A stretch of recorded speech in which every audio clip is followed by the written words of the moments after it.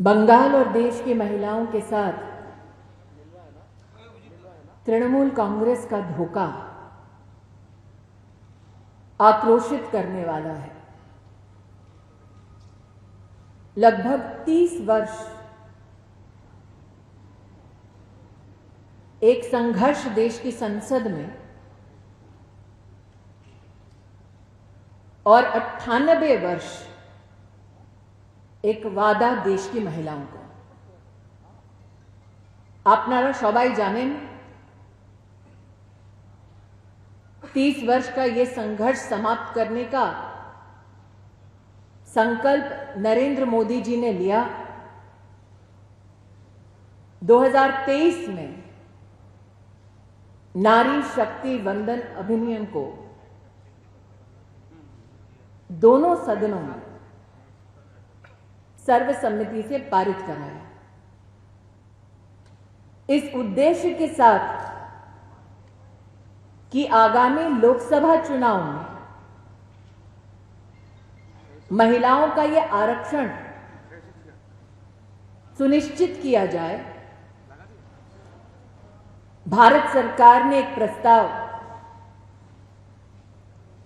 विपक्ष के सामने, तृणमूल और कांग्रेस के नेताओं के सामने प्रस्तुत किया। हमें यह विश्वास था कि राष्ट्र की नारी शक्ति के साथ कोई भी राजनीतिक पार्टी या नेता धोखा करने का दुस्साहस नहीं करेगा। किंतु আমরা অবাক হয়ে গেছি, তৃণমূলের মহিলা নেত্রী তৃণমূলের এমপিসকে ডাইরেক্ট করেছেন विमेन्स रिजर्वेशन 2029 लोकसभा इलेक्शने इम्प्लीमेंट ना होते पारे। आमी अबाक, देशेर गृहमंत्री पार्लियामेंटे नीचे दाड़िये बोलेछिलेन कि यदि आपनारा चान प्रत्येकटा राज्ये আমরা একটি অ্যামেন্ডমেন্ট পাস করিয়ে একটা গ্যারান্টি দিতে চাই। होम मिनिस्टर ने स्वयं लोकसभा में यह प्रस्ताव दिया कि राज्यों का अधिकार सुरक्षित रहेगा 50% प्रोपोर्शनल इंक्रीज सीट्स में, ताकि हर राज्य की लेजिस्लेटिव असेंबली विधानसभा को और बढ़त एमपी की सीट्स में भी हो। आश्चर्य कथा, ये तृणमूल एकटी एमपी এই प्रपोजल के सपोर्ट करार क्षमता छिलो ना, करार कथा छिलो ना, करार प्रयोजन छिलो ना। ये धोखा सिर्फ देश की महिलाओं को नहीं दिया गया। बंगाल में अगर प्रोपोर्शनेटली 50% सीटें बढ़ती तो केंद्र के खजाने से पश्चिम बंगाल के उन्नयन के लिए ज्यादा व्यवस्था हो सकती थी।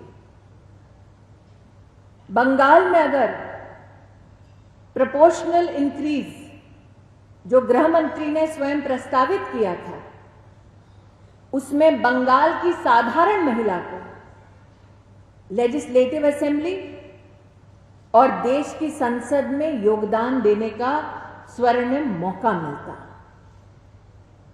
इसलिए आज बंगाल और देश की महिलाओं के साथ धोखा करने के लिए भाजपा का कार्यकर्ता और वो नागरिक जो महिला को राजनीतिक सम्मान, राजनेता बनने का एक अवसर देना चाहता है, ऐसे नागरिक तृणमूल कांग्रेस का खंडन कर रहे हैं, उनके इस दुस्साहस के विरोध में बंगाल में और देश भर में बोल रहे हैं।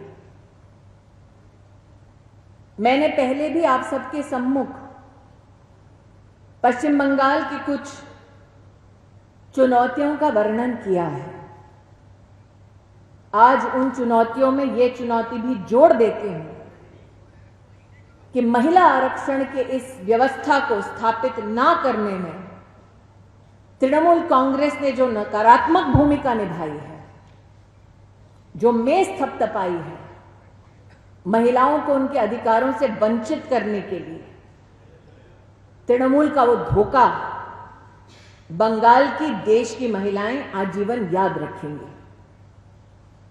আমি এখন আপনাদেরকে নিবেদন জানাই, যারা যারা প্রশ্ন করতে চায় শশীজিকে প্লিজ আপনারা জানিয়ে দিন, আর কোন ইনস্টিটিউশনকে আপনারা রিপ্রেজেন্ট করছেন ওটাও প্লিজ।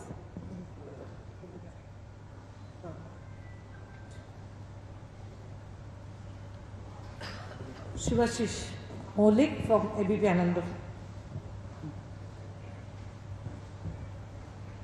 ম্যাডাম, আপনি এর আগে মহিলা সুরক্ষা কার্ড, যেটা আপনি প্রেস কনফারেন্স করে পেশ করেছিলেন পশ্চিমবঙ্গে, সেটা নিয়ে নির্বাচন কমিশনের দ্বারস্থ হয়েছে তৃণমূল কংগ্রেস, এবং তৃণমূল কংগ্রেসে তারা বলছে এমসিসি চলাকালীন কেন মহিলা সুরক্ষা কার্ড বা যুব সুরক্ষা কার্ড বিজেপির তরফ থেকে পেশ করা হচ্ছে। देश का कानून ये कहता है প্রত্যেক রাজনৈতিক পার্টি দলের কাছে জবাবদারি আছে আর অধিকার আছে যে আমরা কি রচনা, কি অধিকার, কি ব্যবস্থা দিতে পারি, ওটার प्रस्तावना আমরা নিজে করি।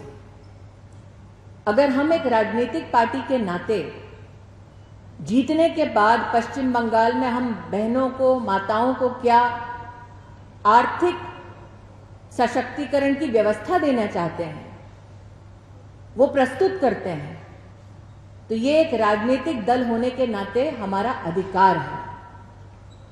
तृणमूल कांग्रेस जानबूझकर इस विषय पर टिप्पणी इसलिए कर रही है কেন কি ওরা জানে कि এখন মোদির এই গ্যারান্টিটা গ্রাম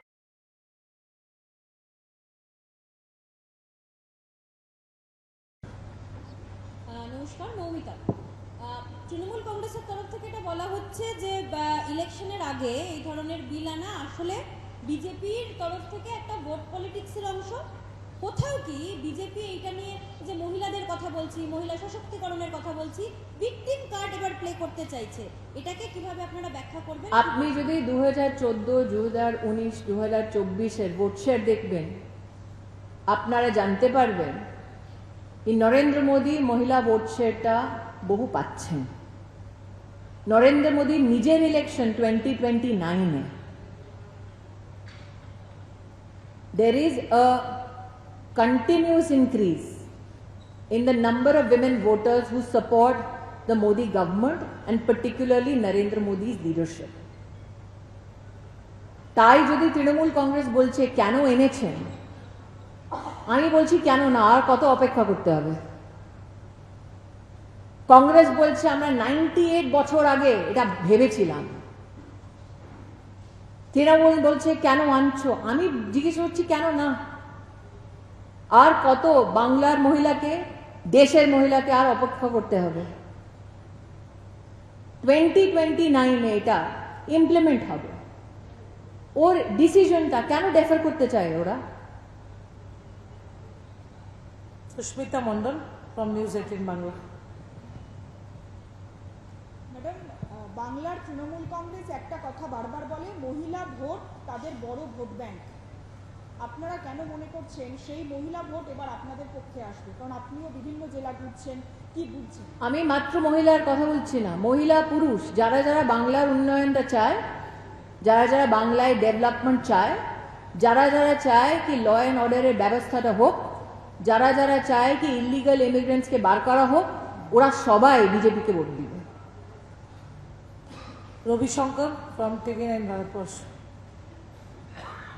मैडम, मेरा दो सवाल है। पहला तो यह है कि पहली बार ऐसा हो रहा है कि मुख्यमंत्री ममता बनर्जी अपना विधानसभा भवानीपुर में प्रचार करेंगे और हर वार्ड में जाएंगे। इसका पहले ऐसा देखा गया, भवानीपुर में वो उतना टाइम नहीं देते थे, इसका कारण वो वहीं के रहने वाले हैं। इस बार पहली बार होगा कि वो हर वार्ड में जाएंगे, वहां पे प्रचार करेंगे, फर्स्ट फेज सेकंड फेज मिला के।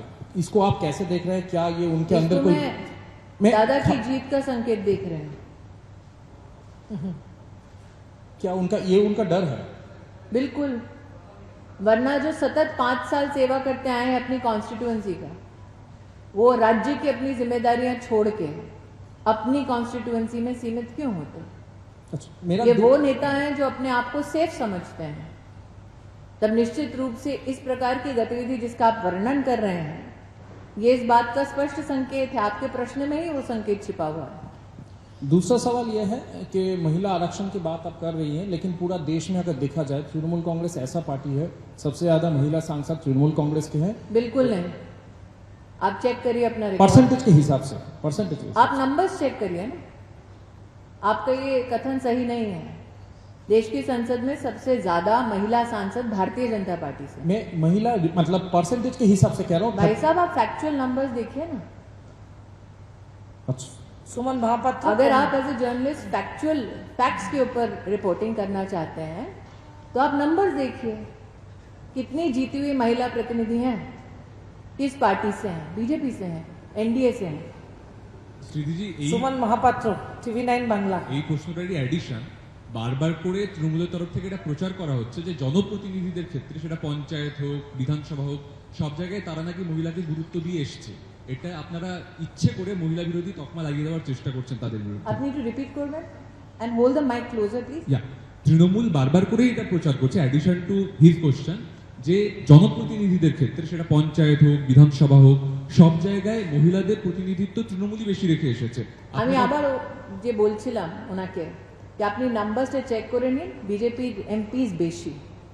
আপনি নাম্বারস আর লেজিসলেটিভ হিস্ট্রি চেক করে নিন, বিজেপি পাস করিয়েছে এই বিলটা। তার আর কারণ তৃণমূলের বিজেপির লেজিসলেটিভ হিস্ট্রি, আরেকটা কথা বলে দিই, তৃণমূলের লেজিসলেটিভ হিস্ট্রি এখন কি ওরা বিরোধ করেছে। আরেকটা কথা বলে দিই, দেশের পুরো একটা ইকোনমিক হিস্ট্রি প্রথমবার জেন্ডার টাইড ফান্ডস যার অ্যালোকেশন পঞ্চায়েতে হয়, ওটা বিজেপি সরকার করেছে। ওটা আপনি চেক করে নিন, আপনি ওটা পাবেন। দেশের প্রথমবার জেন্ডার বাজেট বিজেপি করেছে, এটা ফ্যাক্ট। এটাকে আপনি ডিসঅ্যাসোসিয়েট করতে পারবেন না বিজেপির অ্যাচিভমেন্টস থেকে। ঈশান ফরমান 2019।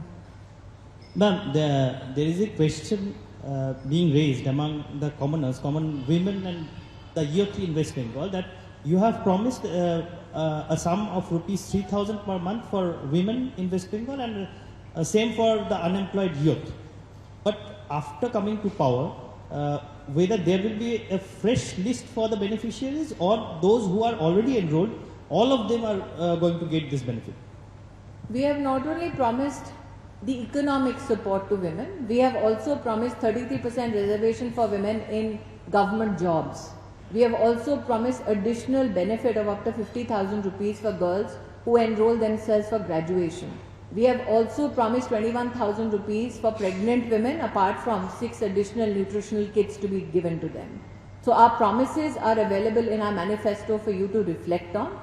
Insofar as who, how, when we would like us to distribute it, as has been promised during the manifesto which was proffered to the state of West Bengal, we will ensure every household, every woman is covered by the economic statutory benefits that the BJP is promising in its manifesto. Rohit Khanna, Times of India.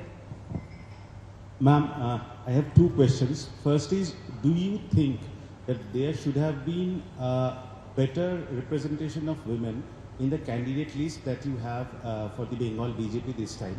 The second one is that, is there a scope to push the bill further, or will the BJP push the bill again in the future?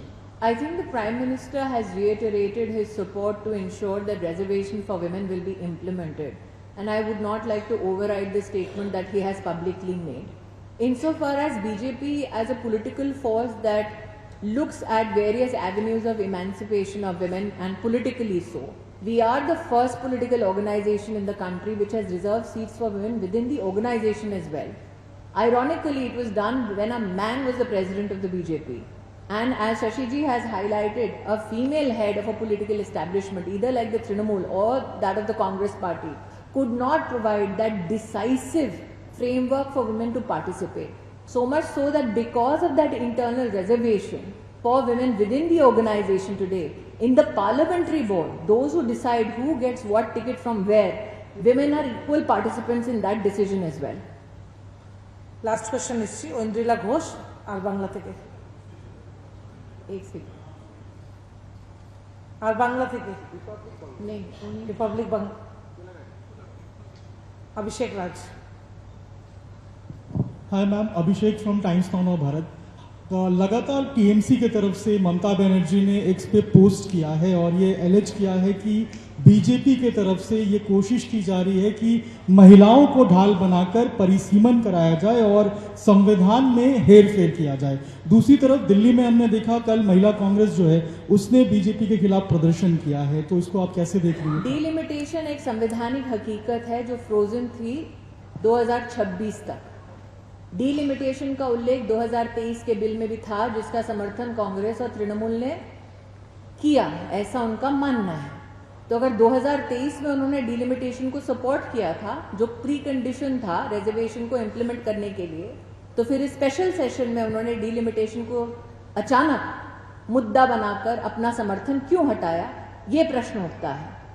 एक अगर आप देश के संवैधानिक इतिहास देखें तो delimitation के अंतर्गत 2026 का जो फ्रीज पहली बार लगाया गया वो 1976 में लगाया गया, जब इमरजेंसी का कालखंड था, और सेंसस से बांधा गया जो 1971 का था। तो तृणमूल से ये सवाल होना चाहिए कि 2023 में आपको डिलिमिटेशन स्वीकार था, सिर्फ स्पेशल सेशन में स्वीकार नहीं था, ऐसा क्यों? সবাইকে ধন্যবাদ। हाँ जी बोलिए, लास्ट লাস্ট क्वेश्चन।